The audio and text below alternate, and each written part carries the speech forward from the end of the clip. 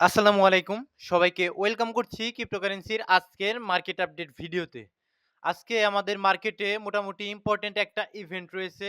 So যদি আপনি ফরেক্স ফ্যাক্টরিতে আসেন সেক্ষেত্রে দেখতে পারবেন যে বাংলাদেশ সময় রাত ১২ টার কাছাকাছি আমাদের এফওএমসি স্টেটমেন্ট। তো গুরুত্বপূর্ণ ইভেন্ট রয়েছে। সবাই অ্যালার্ট থাকবেন। আজকে এফওএমসি মিটিং রয়েছে।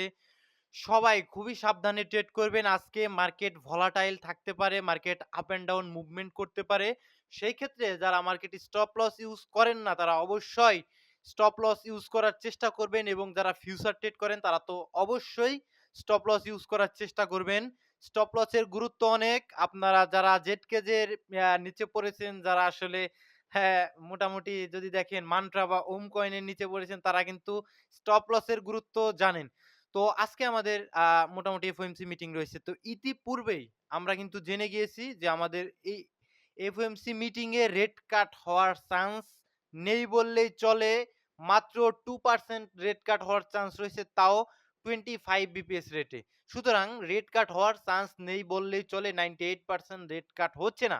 এবং আ যদি দেখেন সেক্ষেত্রে ১২:৩০ এর দিকে আমাদের এফওএমসি প্রেস কনফারেন্স রয়েছে, যেখানে ভাষণ দিবেন কে? আপনারা সকলেই জানেন, ফেড চেয়ার মিস্টার জেরোম পাওয়েল।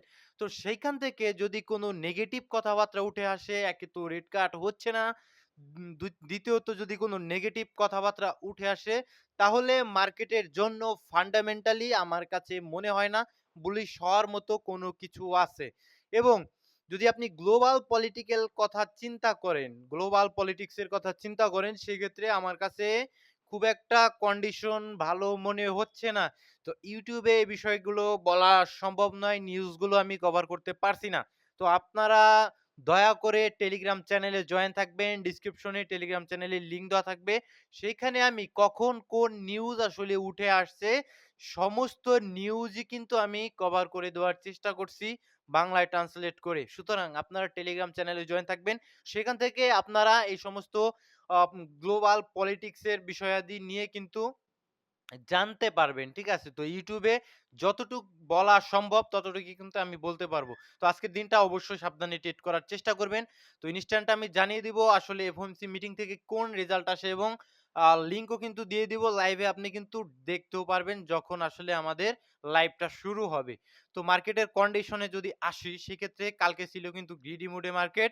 আজকে একদিনেই আপনি দেখতে পাচ্ছেন মোটামুটি নিউট্রাল পজিশনে চলে এসেছে অলরেডি বিটকয়েন ফেয়ার এবং গ্রিড ইন্ডেক্স। এটা শুধু বিটকয়েনের 52 রয়েছে আপাতত। যদি আপনি একদিনের টাইম ফ্রেমে মার্কেটকে দেখেন, সেই ক্ষেত্রে মোটামুটি নিউট্রাল পজিশনে রয়েছে এবং ভলিউমও কিন্তু কিছুটা কমেছে, 9% এর মতো। গতকালের চেয়ে আজকে ভলিউম কমেছে। ঠিক আছে? যদি আরেকটা জিনিস দেখাই, কালকে কিন্তু মার্কেট মোটামুটি একটা কারেকশন নিয়েছিল, একটু ডাম্প করেছিল। সেখানে মোটামুটি $503 মিলিয়ন মতো লিকুইডেট হয়েছিল মানুষ। যার ভিতরে মেক্সিমামও কিন্তু লং পজিশন ওপেন ছিল। তো আজকে দেখাতে পারছি না, বিকজ আজকে কিন্তু এটা চার্ট আপডেট হয়েছে। তো গতকালকের জিনিসটা আমি দেখাই, লং পজিশন ছিল 415 মিলিয়ন এবং শর্ট পজিশন ছিল মাত্র 88 মিলিয়ন, যার ভিতরে মেক্সিমামই ছিল হাই লেভারেজ। ঠিক আছে? সুতরাং এ দ্বারা আপনি কি বুঝতে পারলেন যে মার্কেটে আসলে কালকে একটা ডাম্প করেছিল এবং নিচের দিকে মার্কেট এসেছিল। যদি আপনি আরএসআই হিট ম্যাপে আসেন, তো অল্ট কয়েন গুলোর অবস্থা দেখতে পারবেন। মেক্সিমাম অল্ট কয়েন গুলো কিন্তু 40 এর নিচে আরএসআই কিন্তু স্টে করছে। তো এটা বোঝা যাচ্ছে যে নিউট্রাল মোটামুটি সেলিং প্রেশারেই রয়েছে অল্ট কয়েন গুলো। তো আপনি ভালো, ভালো অল্ট কয়েন গুলোতে অবশ্যই নজর রাখতে পারেন। ঠিক আছে? সো সবকিছুই বলে দেওয়া যায় না ইউটিউবে। তো এখানটাতে বিটকয়েন ডমিন্যান্স এ যদি আপনি চিন্তা করেন, দেখুন ডমিন্যান্স আমাদের মোটামুটি এখানে যে বেয়ারিশ একটা অর্ডার ব্লক, ডমিন্যান্স এ বিটকয়েন ডমিন্যান্স এ বেয়ারিশ অর্ডার ব্লকের কাছাকাছি অলরেডি চলে এসেছে। 64.96 রয়েছে বিটকয়েন ডমিন্যান্স এর অবস্থা। তো এখন যদি এইখানে যদি দেখেন 65% হয়তোবা মোটামুটি 65% এর কাছ থেকে আমরা এক্সপেক্ট করব ডমিন্যান্স রিভার্সাল মুডে চলে যাবে। আদারওয়াইজ কিন্তু আমাদের জন্য অল্টকয়েন গুলোর জন্য একটু বিপদের। তো আমরা এক্সপেক্ট করব যে 65 র কাছাকাছি ডমিন্যান্স উঠে আসলো। সেই ক্ষেত্রে আমরা হয়তোবা ডমিনে আ আ সরি আমরা অল্টকয়েন গুলোতে আরো কিছুটা কারেকশন পেতে পারি। তখন আমরা হয়তোবা আবার কিছুটা পোর্টফোলিওতে এড করলেও করতে পারি। ঠিক আছে? সম্ভাবনা থাকবে। মোটামুটি আমাদের এই অর্ডার ব্লকটাতে টাচ করা। ঠিক আছে?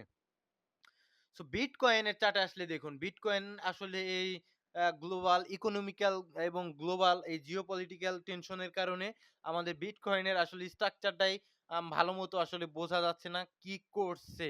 তো এখন মেক্সিমাম এটা ৪ ঘন্টার টাইম ফ্রেম ধরা রয়েছে। মেক্সিমাম চান্সটাই আমাদের থাকবে। মেক্সিমাম চান্স থাকবে কি এখানে দেখুন এই অর্ডার ব্লকটা অলরেডি টাচ করেনি কিন্তু ৪ ঘন্টার টাইম ফ্রেমে। যদি আমি দেখাই সেক্ষেত্রে বিটকয়েনে এখন আমাদের ফান্ডামেন্টাল এবং টেকনিক্যাল যেটা উঠে আসছে, সেটাই আমি আসলে আপনাদের বলার চেষ্টা করছি। তো বিটকয়েনের প্রথমত টার্গেট থাকবে কি দেখুন নিচের দিকে যেহেতু আসছে হাইটাকে ব্রেক করতে পারছে না। দেখুন বিটকয়েন হাইটাকে ব্রেক করতে পারছে না।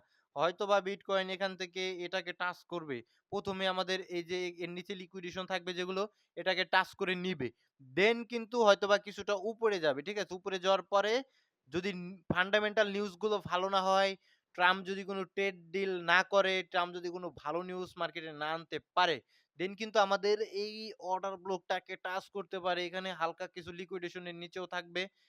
মোটামুটি যদি এখানে আসে আপনারা নিজেরাই দেখতে পারবেন মার্কেটে কি পরিমাণ মানুষ লিকুইডেট হয়ে যায়। দেন কিন্তু আস্তে, আস্তে আবার উপরের দিকে যাওয়ার চেষ্টা করব। কারণ আগামী মাসে আমাদের হয়তোবা ভালো নিউজ আসতে পারে।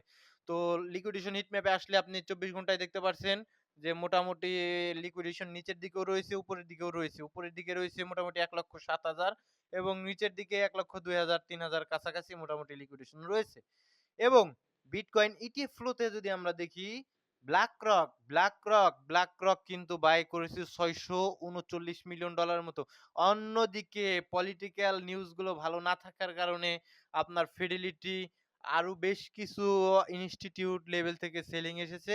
কিন্তু ওভারঅল কিন্তু ২১৬ মিলিয়নের মতো বিটকয়েনে ফ্লো হয়েছে। ঠিক আছে? এবং গতকাল যদি দেখেন BlackRock ইথেরিয়ামও বাইং করেছে। অন্যদিকে ফিডেলিটি মোটামুটি যদি দেখেন ২০ মিলিয়নের মতো সেলিং করেছে ফিডেলিটি।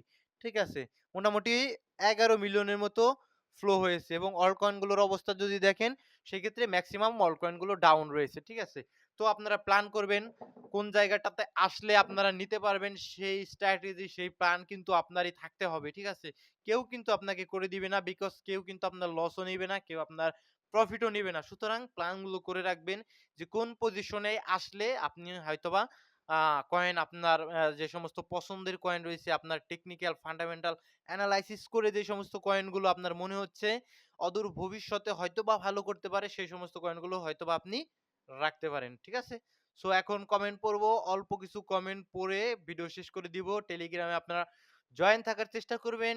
সেখানে আমি বিভিন্ন ধরনের কয়েনের এনালাইসিস, বিভিন্ন ধরনের ফান্ডামেন্টাল নিউজ, বিভিন্ন ধরনের কয়েনের নিউজ এগুলো কিন্তু শেয়ার করে থাকি। রাইট? সো এখন যদি কমেন্টে আসি সেক্ষেত্রে এক ভাই কমেন্ট করেছেন, "ভাইয়া রেডিয়াম কয়েন লং টাইম এর জন্য হোল্ড এর জন্য বাই জোন।" সো বাই জোন স্পষ্ট আমি দেখাতে পারবো না। সেটা আপনার অবশ্যই বুঝে নিতে হবে। ঠিক আছে? আমি স্পষ্ট দেখাতে পারছি না বাই জোনটা। তো রেডিয়াম কয়েনটা কি? রেডিয়াম কয়েনটা আসলে সল ইকোসিস্টেমের ডেক্স হিসেবে রয়েছে। সোলানার যখন ভালো করবে, সোলানার যখন ইটিএফ অ্যাপ্রুভ হবে, সোলানা তখন যখন ইনস্টিটিউট লেভেল বাইং হবে, সোলানা পাম্প করবে। পাম্প করতে পারে। ঠিক আছে? সো রেডিয়ামের তখন আসলে চাহিদা বেড়ে যেতে পারে এবং এখানটাতে ম্যাক্স সাপ্লাই এবং টোটাল সাপ্লাই ৫৫৪ মিলিয়নের কাছাকাছি রয়েছে যেখানে সার্কুলেটিং রয়েছে ২৬৭ মিলিয়ন। তো আরো কিছুটা আসবে এটা কিন্তু একদম নিশ্চিন্তে বলা যায়। তো সেটা নিয়ে আপনি দেখবেন এবং সোলানার যখন ভালো খারাপ সময় থাকে দেখুন সোলানার এই যে এই সময়টাতে যখন এফটিএক্স কোলাপস করলো তখন কিন্তু সোলানার খারাপ সময় দেখুন।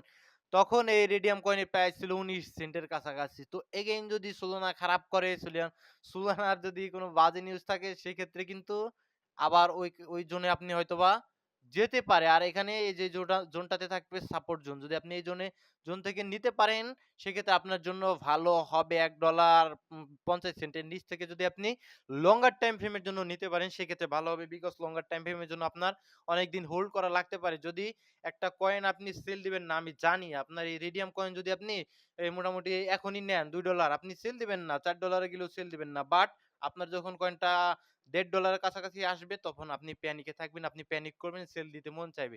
তো এইজন্যই যত নিচ থেকে পারেন তত নিচ থেকে নেওয়াই ভালো হবে। ফাইল কয়েন, ফ্লো, আইসিপি সম্পর্কে বলেন। তো ফাইল কয়েন এবং আইসিপি সম্পর্কে বলার আমার খুব একটা বেশি কিছু নেই। তো দুটাই ভালো কয়েন আপনি জানেন। আর ফ্লো কয়েন মোটামুটি যদি চার্টে আসেন, ফ্লো কয়েন আপনি দেখতে পারবেন এখানটাতে মোটামুটি যদি দেখেন সাপোর্ট রয়েছে এবং উপরের দিকে এটা একটা রেজিস্ট্যান্স এর কাজ করছে। যদি আপনি একটু জুম আউট করেন, ঠিক আছে? তো এটাকে যদি ব্রেকআউট দেয়, সেক্ষেত্রে লঙ্গার টাইম ফ্রেম এর জন্য ব্রেকআউট হবে। আপাতত আমি সেদিকে তাকাচ্ছি না। আপনি এনালাইসিস চাচ্ছেন, আমি এনালাইসিস দিচ্ছি এইখানটাতে যদি দেখেন, সেক্ষেত্রে এটা যদি এখান থেকে মার্কেট ভালো হয় আস্তে, আস্তে দেন কিন্তু উপরের দিকে যদি যায়, সেক্ষেত্রে এই যে দেখুন, এই যে ৮০ সেন্টের কাছাকাছি গেলে মোটামুটি প্রিমিয়াম জোনে চলে যাবে। তখন আপনি সেল দিয়ে বের হয়ে যাওয়াই বুদ্ধিমানের কাজ হবে, রাইট? ভাই কেট্টা কয়েন। সো কেট্টা কয়েনের ব্যাকএন্ডে সম্ভবত আ আসলে আমাদের গুগলের সাবেক সিইও মনে হয় সিইও আ গুগলের সাবেক আ co-founder সম্ভবত ইনভেস্ট কেট্টা কয়েন্টে রয়েছে। ঠিক আছে? আমি যতদূর জানি। আর কেট্টা কয়েন লেয়ার অন এর ট্রান্সেকশন অনেক ফাস্ট করে যতদূর আমার জানা। ঠিক আছে? আমি ভুল জানতেও পারি, আমি সঠিক জানতেও পারি। তো আপনি নিজে এনালাইসিস করবেন। সেটাই ভালো হবে। আর কেট্টা কয়েনের মার্কেটে যদি আসেন, কেট্টা কয়েনের মার্কেটে আপনি দেখবেন খুব বড়, বড় এক্সচেঞ্জারের লিস্ট নেই। আ বিটমার্ট, এল ব্যাংক এগুলো কিন্তু কোনো এক্সচেঞ্জারের ভিতরে পড়ে বলে আমার মনে হয় না। বিনেক্স এগুলো কোনো এক্সচেঞ্জারের ভিতরে আসলে পড়ে না। এখানে অ্যারিডম ফাইন্যান্স এ রয়েছে, এটা ডেক্স, এটায় মোটামুটি ভলিউম রয়েছে দেখুন, মোটামুটি ভালো লেভেলের ভলিউম ওটাতে রয়েছে। ঠিক আছে? এই যে অ্যারিডম ফাইন্যান্স এ। তো কেট্টা কয়েন যদি আসলে পারফরম্যান্স ভালো করতে হয়, বড়, বড় এক্সচেঞ্জারে লিস্ট হতে হবে অবশ্যই। সেই সাথে প্রজেক্টটাকেও কিন্তু এগিয়ে নিয়ে যেতে হবে এবং টেকনিক্যাল এর কথা যদি চিন্তা করেন, আপনি যদি ইফ ইউ আপনি যদি এই সমস্ত জোনে পেয়ে যান, অর্থাৎ ৫০ সেন্টের কাছাকাছি, ৬০ সেন্টের কাছাকাছি, সেক্ষেত্রে হয়তোবা আপনার গুড হয়, ভালো হয়। ঠিক আছে? সেক্ষেত্রে আপনি একটু ভালো থাকতে পারেন। ৫০ সেন্টের নিচে থাকলে আপনার নিলে একটু ভালো হয়। দেন যদি আরো নিচে আসে দেন আপনি ডিসিএ করতে পারেন। সো এভাবে কেট্টা কয়েনে আপনি হয়তোবা প্রবেশ করতে পারেন। ঠিক আছে? তাছাড়া আদারওয়াইজ কোন কিছু বলতে পারছি না। মার্কেট ক্যাপ যথেষ্ট ভালো রয়েছে। মোটামুটি ভালো কয়েনই কিন্তু আমার কাছে মনে হচ্ছে। সো নেক্সট এ যদি যান, সেই ক্ষেত্রে জেড কেজে কয়েনে আর আপাতত প্রবেশ করার মতো আমি কোনো কিছু আসলে জেড কেজে কয়েনে দেখছি না, রাইট? সো আপাতত আমি জেড কেজে কয়েনে প্রবেশ করছি না। জেড কে জয়েন যেহেতু অনেক পড়ে গিয়েছে, এভাবে যখন মার্কেট ক্যাপ পড়ে যায়, যাই হোক টিমের তরফ থেকে সেলিং হোক আর যাই হোক, যে কারণে হোক আর রাগ পুল করুক। এইভাবে যখন একটা কয়েন পড়ে যায় ভাই, তখন আসলে কয়েনের প্রতি মানুষের বড়, বড় হোয়েলসদের নেগেটিভ সেন্টিমেন্ট কাজ করে, যার কারণে কয়েনগুলো আর পরবর্তীতে ঘুরে দাঁড়াতে পারে না। বিভিন্ন কয়েন আপনাদের চোখের সামনে আপনারা দেখেছেন। টেরাল নাকি আবার ব্যাক করতে পেরেছে? না পারেনি। আবার মান্ট্রা বা ওম ব্যাক করতে পেরেছে? পারেনি। তাই আপনি কোন হিসেবে বুঝেন যে জেডকে ব্যাক করতে পারবে? আমার কাছে মনে হয় না ব্যাক করতে পারবে। তো এটা একান্ত টিমের ব্যাপার। True fish short name true. True কয়েনটা ভাই মোটামুটি খুব একটা ভালো বলব না আমি। এই কয়েন থেকে যখন মার্কেট ক্যাপ এই যে মাঝে, মাঝে ওয়েভ দেয়, দ্যাটস মিন মাঝে, মাঝেই পাম্প পান। তো যখন আবার এরকম পাম্প পাবেন, তখন আপনি থাকলে বের হয়ে যাবেন। ঠিক আছে? তো হোল্ড করার মতো দীর্ঘদিন এসব কয়েন নয়। থাকলে আপনি বের হয়ে যাবেন। ঠিক আছে? প্রফিট নিয়ে বের হয়ে যাবেন। তো ভালো থাকবেন সকলে, সুস্থ থাকবেন আর টেলিগ্রাম চ্যানেলে অবশ্যই জয়েন থাকবেন। কখন কোন নিউজ উঠে আসে সমস্ত টাইম টেলিগ্রাম চ্যানেলে জানিয়ে দেওয়ার চেষ্টা করব। আসসালামু আলাইকুম ওয়া রাহমাতুল্লাহি ওয়া বারাকাতুহু।